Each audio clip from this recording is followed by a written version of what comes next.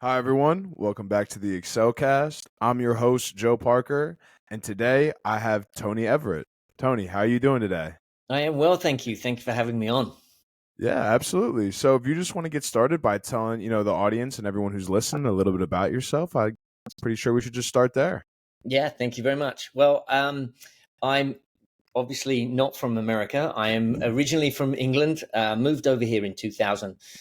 Came out here as a salesperson, and really started to enjoy the culture. Live in California, and I soon got into coaching youth sports, soccer specifically. I'm English, which must mean I know everything there is to know about the sport. It's not always true, by the way. But So I got into youth coaching early on. Was really disheartened by the competitive nature and the cost of youth sports here in California. So was looking at different ways, and in 2009 set up a nonprofit to help work with underserved youth or kids from inner city areas with the game of soccer, teaching them character education, life skills, social emotional learning within a school-based partnership program. Loved it. It lit me up. That's what I've been doing since 2009. But then COVID hit and everything changed. And school-based in-person sports program, we were closed down. And I sat there in a little problematic time. I sat there and said, what do I do next? What happens next? And I was like, well, I really love coaching. I love this idea of working people with people. And so I stepped into business coaching and started up a business coaching program called My Personal Best Coaching that works with athletes, big kids, essentially teaching them something similar, the whole evolution from sports to business. Yeah, so I was looking a little bit on what you do now specifically, and you still do the Pure Game, right? That's the I name do. of the what you do with the kids. I really enjoy the fact that you have taken kind of like that psychological approach to teaching them and coaching them because it's more than just the sport, right? It's the whole person, it's the whole character building process that goes into, the sport itself. Yeah, and it's what really we found is that kids today are really confused. There is a lot that they have to deal with technology and social media and school and just expectations. So they get a lot of that confusion comes out in anxiety and depression, suicidal tendencies. It's all there. Those numbers are on the increase, and so what Pure Game does is it provides these positive mentors. We call them field champions to run a sports-based youth development program that teaches them that they are good enough and they have the skills to take life on by the scruff of the neck and become successful. And it's every kid deserves an opportunity to create their own pathway to success. And that's what Pure Game is all about. Yeah. So speaking to specifically some of the obstacles that they've had to overcome, what has been an overreaching or overall obstacle that you find in most kids, and how do you help them overcome that specific obstacle? It's a great question. The biggest obstacle, um, I think, is the pressure to succeed. Mm. It's not the school system's fault. It's just how it's set up. That these kids are in school, and if they're not an A student, then they're not as good. They're less than, right? Mm. Oh, I'm not getting A's. That means I'm not good enough. And they carry that with them. The grading system is something of a hurdle for these kids, especially when you're from a hardworking family who may not have the time and the dedication to give you to assist you as a kid to overcome that learning situation, right? That Yeah. unfortunately, this is where it came from. I had this as a kid growing up. My Mm. parents loved me, but they didn't support me in school, so I struggled in school, um, and I found learning really challenging. I now love learning, but I do it in my own way. Yeah. And the fact that you struggled with that growing up kind of set up the course for where you are now. You became the person that you wish you had. You Yes. became that for these kids. And I think that's a beautiful full circle moment of life. And I love that, that's that path. That's the Thank path you. that you ended up on. I have a And funny story there if you want me to share it. yeah, absolutely. Yeah. I actually run now. I the only program I run is in juvenile hall, and I work with the kids who are in there for some serious reasons, and I give them life skills and leadership. And I was talking to them one day early on in the program, and I turned to write something on the whiteboard, and I was drawing this kind of circle thing with different pieces to demonstrate what I was talking to these kids about, and I froze halfway through this demonstration, and I slowly turned around to look at the kids, and they're all looking at me going, "What's up with coach? Something's going on." And I had this sudden realization that I would have been sitting in their seat that many years ago. And I had this sudden Mm. realization that now I'm in front of a class doing this teaching, and I'm like, how the heck am I standing here? And this full on emotional experience came over me in that moment where I was now standing in front of the class teaching. And it still gives me chills right now as I think about that day. Yeah, that's having the ability and having the knowledge and the opportunity to do that must have been like you said, a chilling experience, like an emotional experience. And yeah, I really like stories like that because Thank that's you. what I try to be. I have two nieces and two nephews, so I always try to be, not that my uncles are great, right? But I always try to be the best uncle that I can be for them Mhm. because I always wanted to have a great uncle. I always loved when my uncles would go outside and play ball with me and would pass football around, baseball around, play basketball. Like, it was always a great time. So whenever they come over, whenever I'm around them, I always try to do things like that with them to be that person that I always wish I had. Yep. Um so Good for you. yeah. Good for Yeah. you. That's What great.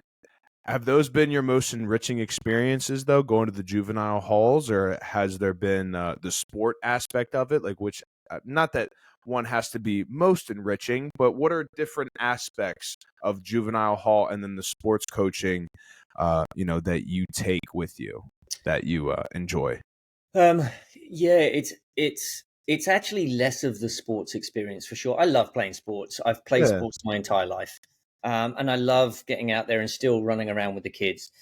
But it's really the aspect of when kids get it, when that light bulb goes on, and they go, Mm. "Oh, yeah, I understand that." Um, that for me has been when I walk out of juvenile hall and there's been moments like that or any program, it lights me up. It just I know I've I've influenced a life in that moment, and I've helped someone potentially change direction, change course, and potentially live a better life. So what method has been useful for you when it comes to getting the kids to understand you fully? Has it been things like stories? Has it been things like full circle? Like, what have you used? Much of it is in the experiential learning. Mm. So, for instance, we play walking soccer across all of our programs. At some point in the program, they'll play walking soccer. It is one of the most frustrating games you've ever played because there's a soccer ball and you want to run after it. Yeah. But what we do is we bring the groups to kids together and we say, right, we're going to play walking soccer. The rules are simple. You play soccer, but you can only walk. If you get caught running, there's going to be a consequence. And we come up with a consequence. It's something like push-ups or star jumps or something silly. And Yeah. then we play. And then obviously you get the kids who are running after it and everyone laughs and says, five push-ups, and right, does the five push-ups, and then we play.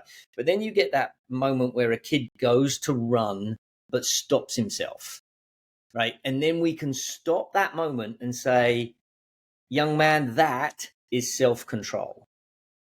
That Wow. feeling you just had of stopping yourself running, that's what self-control looks like. And then we challenge the kids to say, what would self-control look like at home, in your school, in your community? And so it's very much the experiential learning that really brings it home more than anything. Wow. Okay.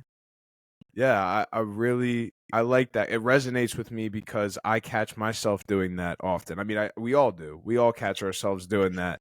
You go to prepare a meal that's probably not the healthiest for you, and you go, you know what, actually, instead of this, I'm going to get something that's within the diet that I know I should be eating.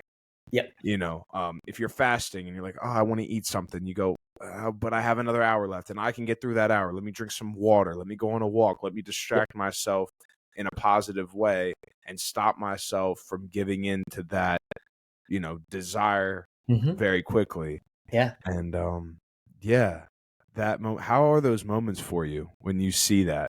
Unbelievable. That's Yeah, the moments where it's just makes it incredible. all worth it. Makes It it does. worth every minute. Yep. Yeah, Yep. yeah. And how have you what are some aspects of your business, like your athletic business, that you've carried over from coaching the kids? Is it the same sort of? Do you do the experiential thing, or Um, is it a different method because they're older? uh, it's still experiential. You've still got to get them into the experience. And then so when I moved from, and I'm still doing Pure Game, obviously, but when I made that transition, because I didn't know whether Pure Game was going to come back after COVID. So I Yeah, stepped into this business coaching world. And all I did was understood that I'm really just working with big kids who have yeah, not really grown up from being a little kid on the sports field. yeah, They've still got the same mindset, the same challenges, the same issues. We're all the same. We're all big kids at heart, really. yeah, And so, yeah, talking to them in the same way, getting them to relive an experience within their sport is typically the way that we can figure that out. Um, that they can feel the emotion, because it's the emotion that creates the action that we want, right? I can yeah, get them to think a certain way, but it's not thoughts that create actions. It's thoughts that turn into emotion that creates the action that they desire. And so a lot of it is, how do we tap into the emotional piece of that? And sometimes it's through activity. um Simple case of walking and coaching at the same time. I'm actually thinking of taking it to mountain bike coaching, where we're actually on a mountain bike and I'm going to do a mountain bike coaching session. So we're coaching while we're riding. It's going to be awesome. um yeah, but yeah, can we relate whatever we're teaching to a moment in their life, or to a story in their life, or to something that they understand and can relate to? That's really the key behind it. Okay. So you find that sports is a very good way to compare because not everyone understands sports, but a Mhm. large majority of the population understands sports to an Yeah, extent. They understand one sport, and if yeah, you understand all sports, you can reach a great number of people with that. yeah. Sports can be one of the best analogies for coaching, business, life, whatever it is you're going through. I mean, take soccer, for instance, is an easy one to go with. We all know the purpose of soccer, right? I'm going to score more goals than you in a game and I win. So it's the goal in soccer that gives me direction and purpose, Hmm. right? And Yes. so it gives my team direction and purpose. We all know where we're heading when we've got a goal in front of us in the game of soccer. And then you just translate that into the world of life and say, how about your goal setting in life in general? Have you got any goals? Have you got any written goals, right? Are they big goals or the little goals? What are they? And so you can relate the game of soccer to goal setting. Yeah, absolutely. Now, when you just said right now that you relate the game of soccer to goal setting, are there different sports that you use to convey different messages? Or are they Um, all relatively the same? they're all relatively the same. Yeah. I am. I've I've had a passion for water my entire life. Mm. I love the idea of water and what it does, and so a lot of what I'll do is potentially bring it into water sports, water Mm. polo, golf, Yeah. rivers flowing, you know, canoeing, all of that good stuff is where I'll sit with some of it. But yeah, it doesn't matter the sport. Okay. All right. Yeah. You just kind of tailor it to whoever you specifically have on. Yeah. And especially trying to find out their stories within sports, right? If you're an athlete and you're coming to the end of your career, um, what is the relationship you have with your sport, right? And Mm. what is the relationship you've had with your sport throughout the time? And then what's your relationship with this unknown, uncertain time in front of you that's called business? Mm, And then the relationship with sports can then translate to the relationship with business. We've just got to transfer it, and getting them to see that as a mindset shift, that they're not actually two different worlds. It's yeah. the same world because it's you that's creating it. And you're going to take this mindset and put it into business. Here's the tools that work. Here's the tools that don't work so well. Here's the tools that need to be adjusted. Yeah. And I think when you're speaking about relationships, specifically like whatever position they played, I Mm-hmm. feel like that probably has a big role in how you convey the message to them. 100%. Yep. Yeah. Like I know specifically, I played hockey. I played defense, left defense, because my stick was on the left hand side, so it was close to the boards. Football, played left guard, left tackle, any position on the offensive line I've played before. Played defensive line. So you probably wouldn't make a bunch of cornerback analogies to a guy like me. No, no, not really. But there is a lot of analogies within the world of defending Yeah. and business, right? You are going to um, you're going to carve out a sector of the market that's yours. Well, how are you going to protect and defend that sector of the market? Mm. Well, one of the best ways to defend it is creating a niche that only you do, right? And only you do well. Well, that's in your interest. So what's the whole side about the stick being on the left side? What advantages did that give you? There's tons of stuff that you could go there. Yeah, there's tons of ways you could take that. Yeah, like perfecting a move, like a Mm-hmm. specific move if you're a basketball player, or a football player if you're like, rushing the quarterback. What's your move that you use on the offensive lineman? Things like that. Okay. Yeah. I like it because I played sports. I was a multi-sport athlete growing up, so I love that, that's your mindset and that's how you coach these people up, especially in Yeah, business. Now I'm transitioning from being an athlete to being a businessman, being an entrepreneur to an extent. So I like yeah, this sort of and topic. there's a really cool thing that we can that I talk to these athletes about, because Yeah. when they're in sport, it's very much about winning. Yeah. Losing is not an acceptable piece of sports. It's got to be winning, winning, winning. It's got to Yep. be winning. Well, if we transition that into business, you'll actually burn out really quick and you won't Mm. learn any lessons. The lessons in business comes actually from losing. So you want to fail and lose fast, right? Fail fast is the way forward in business.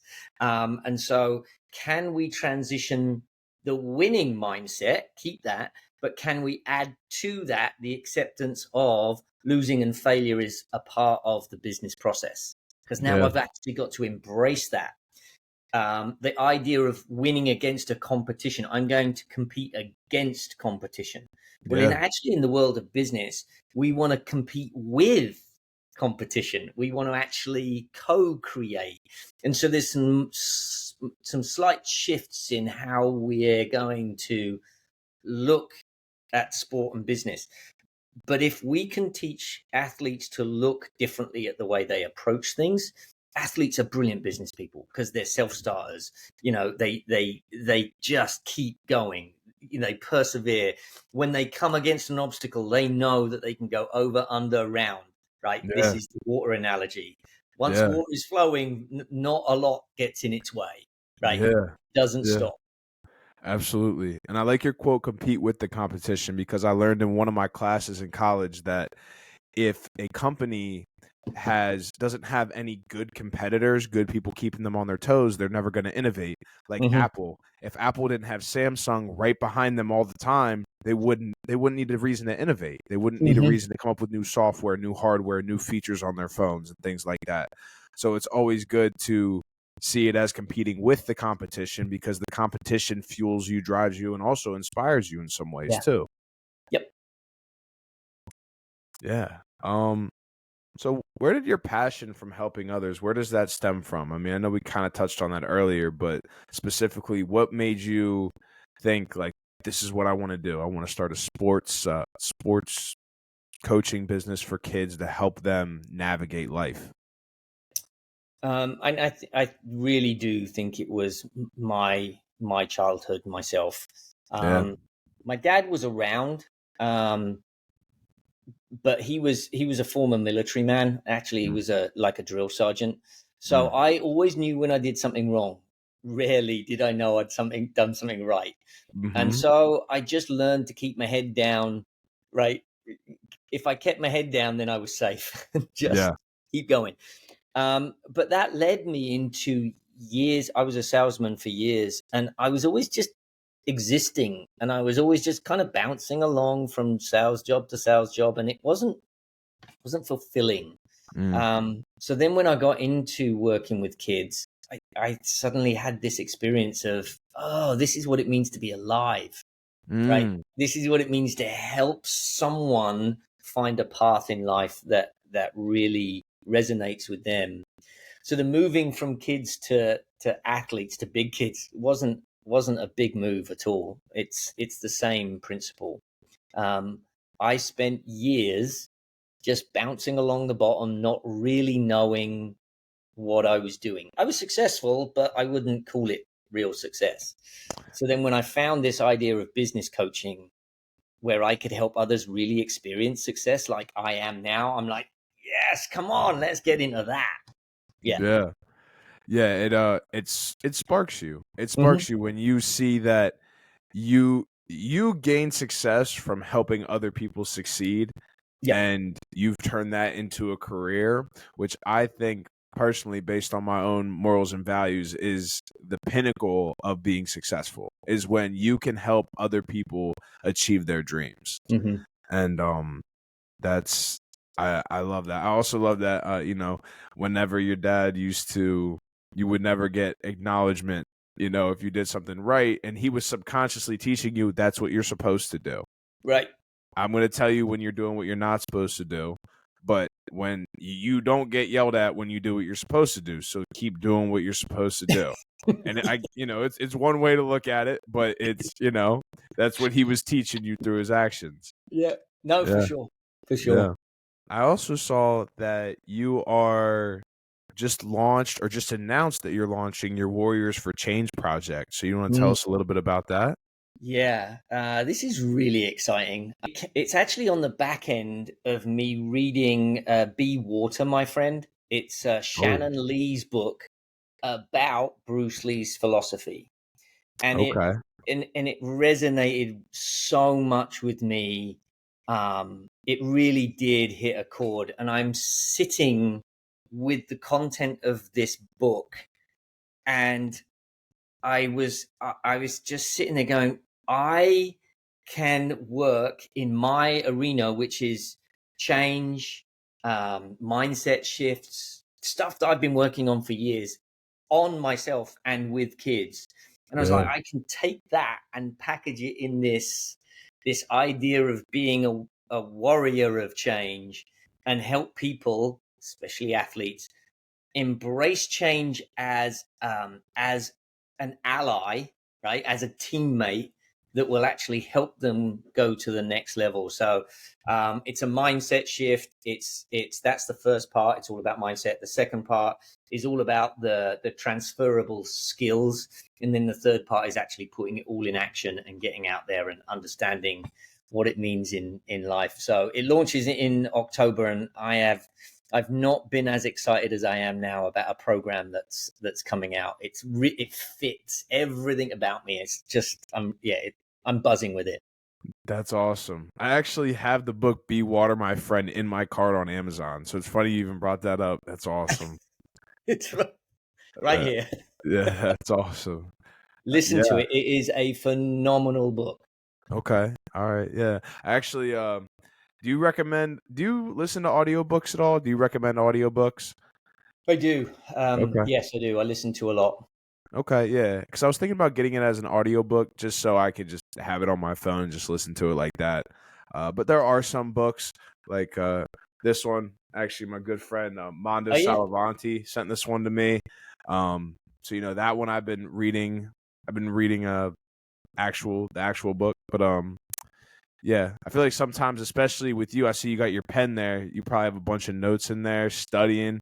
I do. That's when paper books come into play and come in Yes. very handy, especially when it's something that's that impactful like that. So Um, typically, what I do with books is I'll get the Audible because I'm in my car, and that's when I listen to it. And mm, if it's a book that speaks to me, I will then go buy the book and actually read mm, it. okay. Um, and so I that's how I work. If it's a book that gives me some Uh, knowledge and gives me content, then I might not buy the book. But there's a handful of books that have spoken to me I so like that. prolifically that I've gone and said I need to buy that book because I need to read it. I like that because oftentimes I'm sitting here thinking like I just asked you, should I get the audiobook or should I buy the book? Mhm. Um, but I like that because Audible, it allows you to just either buy the audiobook or if you have the premium version, I think you have Mhm. credits, things like Yep. that. So yeah, you could use a credit and then after you use a credit, if you like it, you can go buy it. Yep. I really like that because there are some books where I'm like, oh, well, I already read that one, so I don't need to go buy it. But from a studying standpoint, it could be very beneficial. Yeah. And some writers, as good as they are and as good as the books are, they could have taken like a 600-page book and made it into probably 300 pages, if Mm, we're honest. yeah, So a lot of it can be repetitive. So I found books like that I'll listen to, and they're brilliant, and I learn a lot. But I wouldn't want to go and read it. yeah, okay. No, I got you. I've been listening to Beyond Order recently by Jordan Peterson. Mm, I don't know if you listen to him at all or read him at I all. haven't. Beyond Order. Beyond Order by Jordan Peterson. He Okay. has his first book. It's the 12 Rules of Life or To Okay. Life, I believe.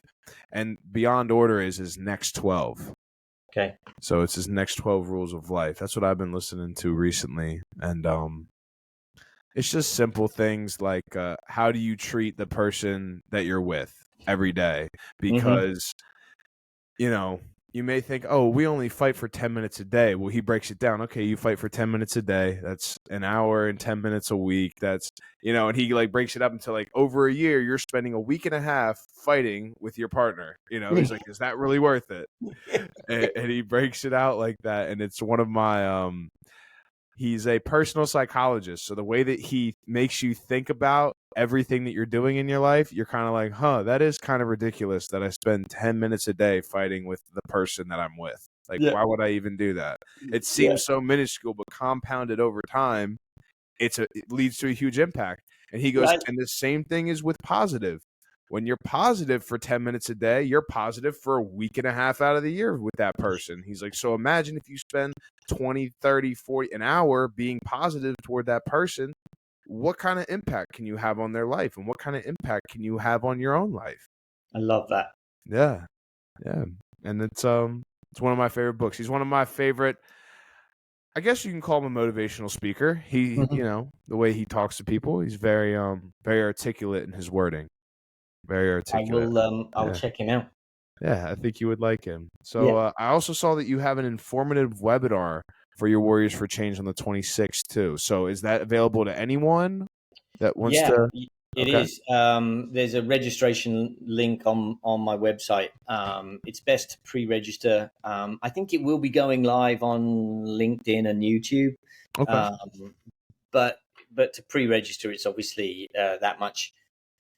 You Okay. make sure you get a seat. But yeah, it's really I'm going to be talking about that mindset shift and the tools and what you've got. So yeah, it's I'm covering a lot of information. My promise on all of my webinars is I will be 30 minutes or less. 30 minutes or less. Okay. Yep. Yeah. Get all the information in there. Yeah. Yep. And if I get to the 30 minutes that I haven't finished, I'm cutting it off. Yeah. Okay. There you go. There you go. But yeah, we can drop those down in the description on YouTube and Spotify, all the Perfect. registration links and things like that. Your Cool. LinkedIn, your YouTube, stuff like that. Um, Lastly, do you have a quote that you want to leave our audience with? I do. It's Okay. my it's my favorite quote that I've lived with for years now, and I used it in juvenile hall just to give the kids something to think about.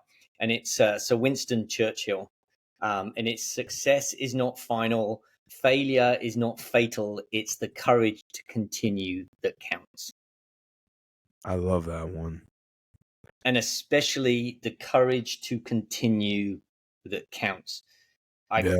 I used it in juvenile hall because of the failure is not fatal part. These kids who are locked up think I failed, I'm done, that's it, I'm done, and they just resign themselves to a life of living that way. Well, you don't have to. You can change. You can get up. It's having the courage to continue. Yeah. And it's the same with success. If I'm successful, then I could sit there and say, I'm done. But then what about the Mm. rest of my life? What am I then doing with it? It's not final. Success is an ongoing thing. Yeah, absolutely. And I feel like a lot of the times, now you could probably speak more to this experience or this topic specifically than I can, but I feel like whenever they do mess up, it's other people that come in their lives and say, well, you messed up. And it's out of fear that they're saying that, but it doesn't come across in any sort of positive way that can change the kid's life for the better. And that's where you come in. And Right. that's where you say, hey, like, no, we can work with this. There's Yeah. been a lot worse. It's a lot better has happened to. We can work Yeah. with this. So Yeah. your role in their lives is very vital and very Thank you. important.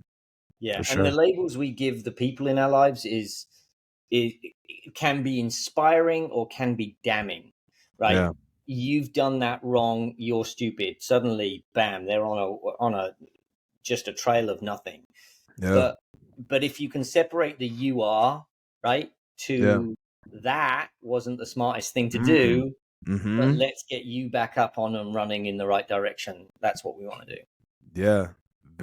Got to be very specific with how you word things, You especially have. to someone whose mind is still so malleable and Right. still, yeah, still so, they're still trying to find who they are. You know, if Yeah. someone comes up to me and goes, you're fat, I'm like, well, no, because I know what that is. I was 341 pounds. I'm no longer that, Yeah. but that's okay. Like you just said that, but to someone whose brain is still malleable, they may not know what's the definition of that. How worse can that get?